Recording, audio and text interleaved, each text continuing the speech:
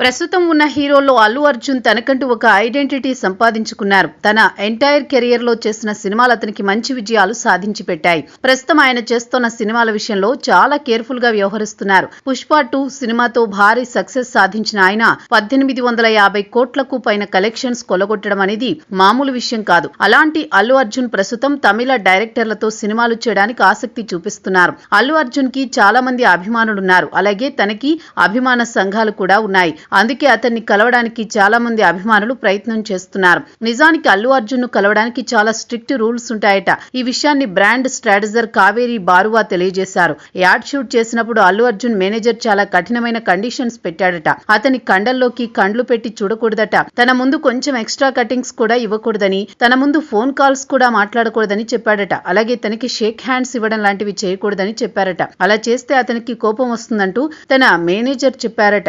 ఇక ఇది ఏమైనా కూడా అల్లు అర్జున్ ను కలవడానికి చాలా మంది అభిమానులు సైతం ఉత్సాహాన్ని చూపిస్తూ ఉంటారు. వాళ్ళందరికీ కూడా ఈ కండిషన్స్ వర్తిస్తాయని చెబుతున్నారు. ప్రస్తుతం ఆయన పెద్ద ఈవెంట్స్ కి హాజరు కావడం లేదు. దానివల్ల అభిమానులు సైతం అతనిని చూసే అవకాశాన్ని మిస్ చేసుకుంటున్నారు. పుష్ప 2 సినిమా రిలీజ్ సందర్భంగా రేవతి అనే మహిళ సంధ్యా థియేటర్ దగ్గర జరిగిన తొక్కిసలాటలో మృతి చెందింది. అందుకే ఆయన అప్పటి నుంచి బయట పెద్దగా కనిపించడం లేదు. సెక్యూరిటీ ఉన్నప్పుడు మాత్రమే తాను బయటకు వస్తున్నాడు. తన వల్ల ఇంకోసారి ఎప్పుడు ఘోరాలు జరగకూడదనే ఉద్దేశంతో తాను ముందుగానే ప్రీ ప్లాన్డ్ గా ఉంటున్నట్టు తెలుస్తోంది. ఇక మీదట చేయబోయే సినిమాలతో భారీ విజయాలు అందుకోవడమే లక్ష్యంగా పెట్టుకుని బరిలోకి దిగుతున్నట్లు తెలుస్తోంది. ఇక ఇప్పుడు చేసే సినిమాలు ప్రయోగాత్మకమైన మూవీస్ కావడంతో తాను సక్సెస్ లను సాధిస్తాడా, తద్వారా ప్రేక్షకులను ఎలా అలరిస్తాడనేది తెలియాలంటే మరికొద్ది రోజులు వెయిట్ చేయాల్సిందే.